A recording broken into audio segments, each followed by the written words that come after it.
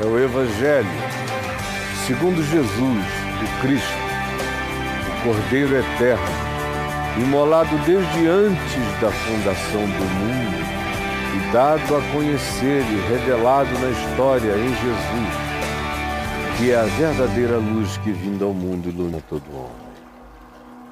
Hoje eu quero ler um texto de Jesus falando com os teólogos e com os religiosos mais rigorosos, mais severos, mais fanáticos,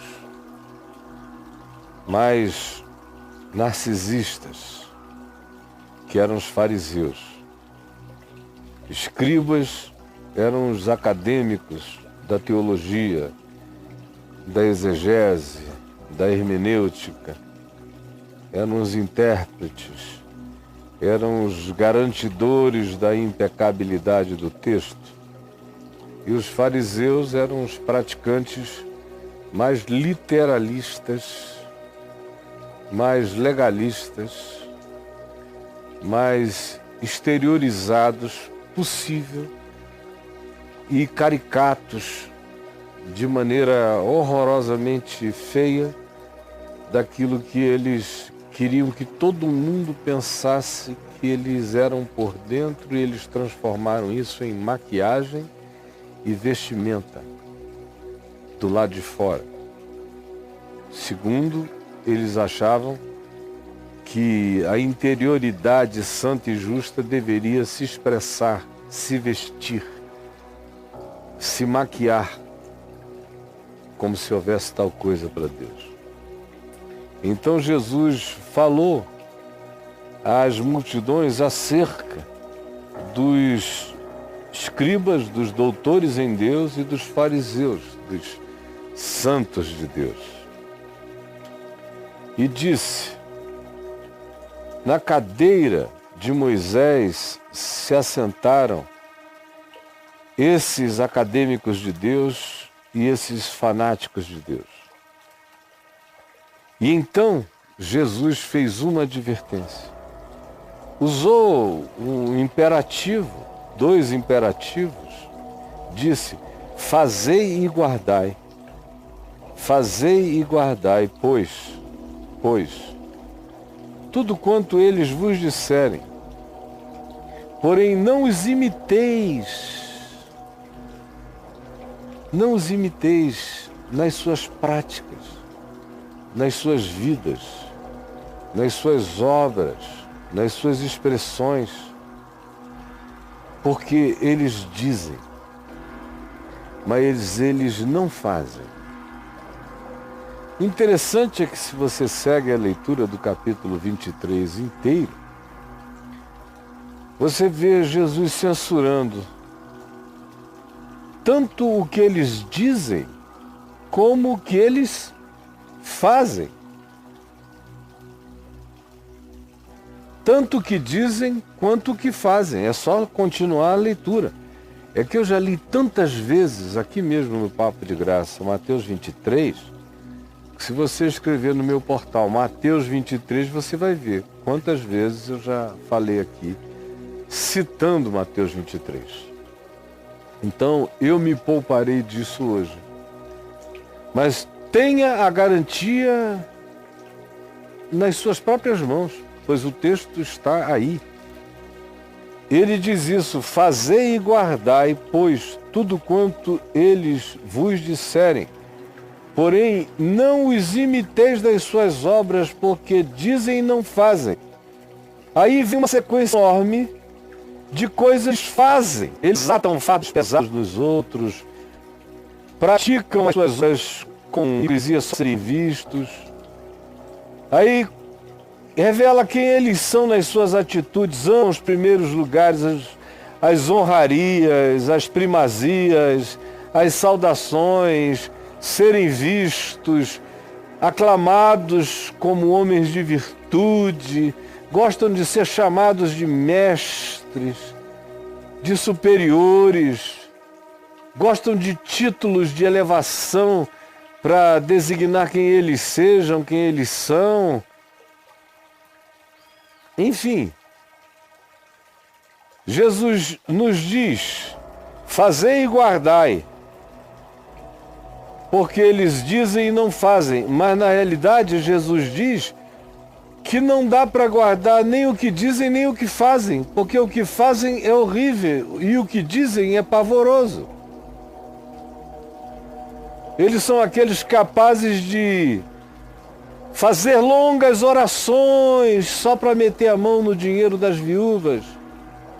São capazes de fazer um esforço brutal para criar um prosélito, um fanático deles próprios, e transformar esse indivíduo num cara 2 vezes mais filho do inferno do que jamais tinha sido antes. Diz que eles são guias cegos que levam os outros para o buraco. E dizeis, aí tem um monte de censuras ao que eles dizem, ao que eles pensam, ao que eles ensinam. Eles ensinam tanto que Jesus os chama de guias cegos, que têm os valores invertidos, que coam os mosquitos e engolem os camelos.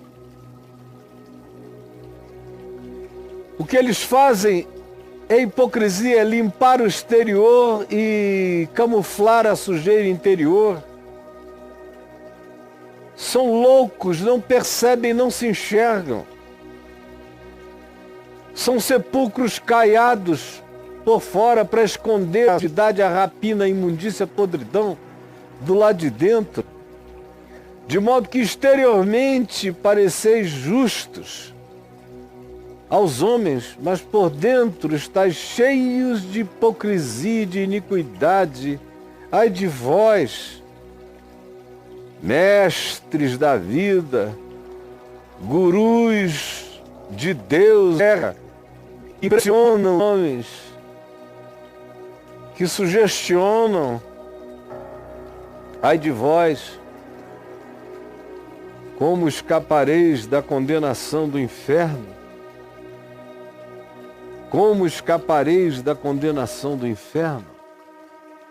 É Jesus falando a religiosos, aqueles aos quais os homens viam como santidades religiosas. E Jesus começa com uma ironia, porque frequentemente toda manifestação religiosa, de culto, as aparências religiosas, as virtudes religiosas, as sublimidades religiosas acabam em desgraça. Frequentemente, aonde existe culto ao carisma, se descobrirá depois a derrocada do caráter. Nunca esqueça disso. Frequentemente, aonde a gente vê o culto ao carisma pessoal, ao poder pessoal, não demorará muito e se verá a manifestação da sombra, a derrocada do caráter do indivíduo. Por isso Jesus começa com uma ironia, porque ironia histórica, é o que habita praticamente quase todas as experiências dos entes hipercarismáticos, sobretudo dos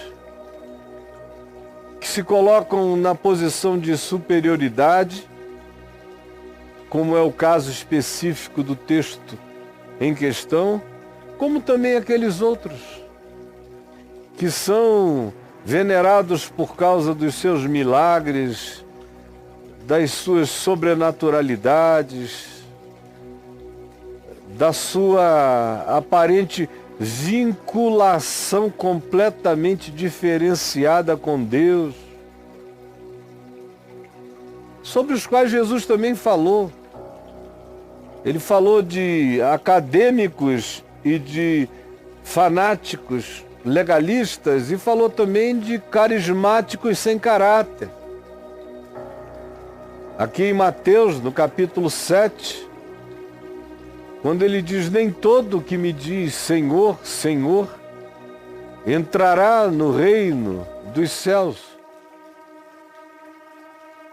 Naquele dia muitos me dirão: Senhor, em teu nome expelimos demônios, em teu nome curamos doentes, em teu nome realizamos milagres, em teu nome profetizamos. Eu, porém, lhes direi explicitamente: eu nunca vos conheci. Apartai-vos de mim, os que praticais a iniquidade. Praticais a iniquidade, apartai-vos de mim. Não adianta dizer e falar e mencionar e envolver o meu nome. E não adianta realizar sobrenaturalidades, paranormalidades, curas de que natureza elas sejam, por indução, por sugestão, troca psíquica, seja o que seja. Isso não faz com que eu conheça vocês.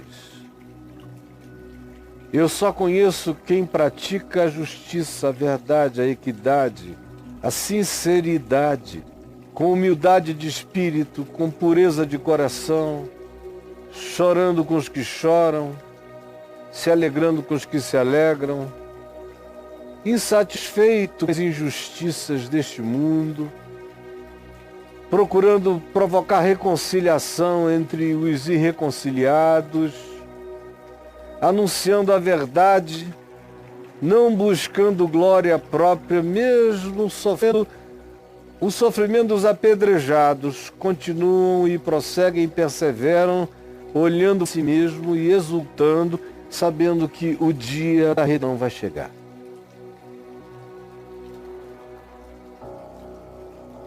Esses são aqueles que Jesus conhece.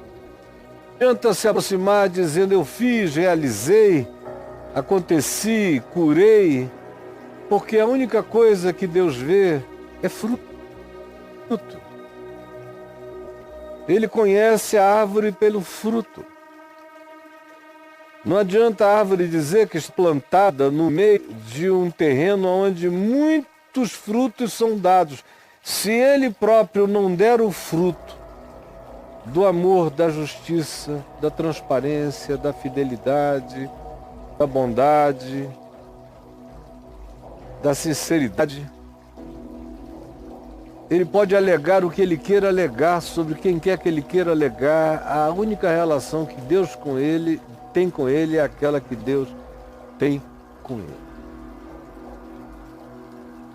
Por isso eu não posso me aproximar diante de Deus com listas de milhares e milhares de convertidos que passaram a amar a Jesus porque eu preguei o Evangelho. No fim, eu estou sozinho sempre. É o fruto da minha vida que será visto, que é julgado. Sou eu. Não é o que eu digo, o que eu fiz, nem o que eu falo. Mesmo que o que eu fale esteja certo, e mesmo que aquilo que aparentemente eu faça esteja correto, eu serei julgado numa instância mais profunda do que eu penso, do que eu sinto, do que eu desejo, do que eu quero. E de como eu interpreto, de quem eu sou. Tem muita gente pensando que dá para construir um sepulcro e esconder toda a ossada para sempre. Mas existem os saqueadores de tumbas que abrem as nossas sepulturas, que sofrem de tesão necrófilo, querem mostrar a nossa aparência defunta ou aquilo que a gente esconde. Há pessoas que pensam que podem viver atrás da máscara para sempre. Mas chega um dia que um vento sopra forte e a máscara é arrancada de súbito da nossa cara. Tem gente que pensa que pode passar a vida enganando os tolos, dizendo para eles que o mosquito tem a importância do camelo, que o camelo tem a importância do mosquito. Mas chega um dia em que a verdade de Deus atola o camelo na nossa garganta e a gente não vai poder fazer outra coisa a não ser se permitir, com o rosto patenteado pela verdade, ser enxergado pela luz. Tem muita gente brincando disso, como os profetas nos falam. Porque o juízo tarda, eles ficam cínicos e acham que se conseguiram viver 20 anos, 30 anos, 40 anos, 50 anos, sem que ninguém conhecesse os seus enganos, eles conseguiriam prosseguir para sempre. Na maior parte das vezes essas pessoas nem em Deus creem, porque não dá para viver assim, crendo em Deus. Ou então, são aqueles que sofrem do auto-engano, de acharem que Deus deve a eles alguma coisa, por tudo que supostamente deles emana. E o narcisismo deles é esse, de pensar que deles emana algo e que eles são uns servos entregues ao sacrifício dessa dádiva para atender a tantos e tantos, que como que eles têm um capital acumulado de sombra, de idiosincrasia, de tara, de rapina, de coisas a serem escondidas.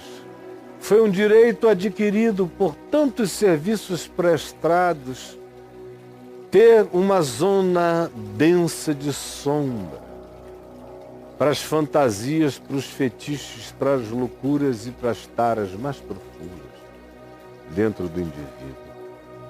E a história inteira diz que eu estou falando a verdade. Eis a ironia de Jesus. Ouvi o que eles dizem e fazei o que eles propõem, o que eles mandam, mas não obedeçais, não os imiteis nas suas obras. Porque as obras sempre se manifestam subrepticiamente. E por mais que a gente garanta para o mundo inteiro uma fachada, as obras mais vão sendo produzidas em cada estação secreta da nossa vida e vão se guardando e apodrecendo até um dia em que elas fermentam e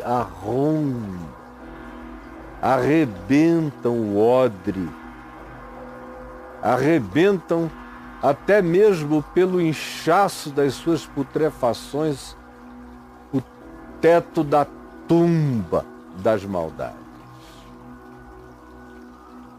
Senhor Jesus, é isto que tu ensinas, é isto que a Bíblia ensina, é isto que a história ensina, é isto que a observação ensina. E a gente sempre acha que dessa vez nós vamos conseguir enganar. Nos perdoa, Senhor, me perdoa, Senhor, perdoa todos nós, porque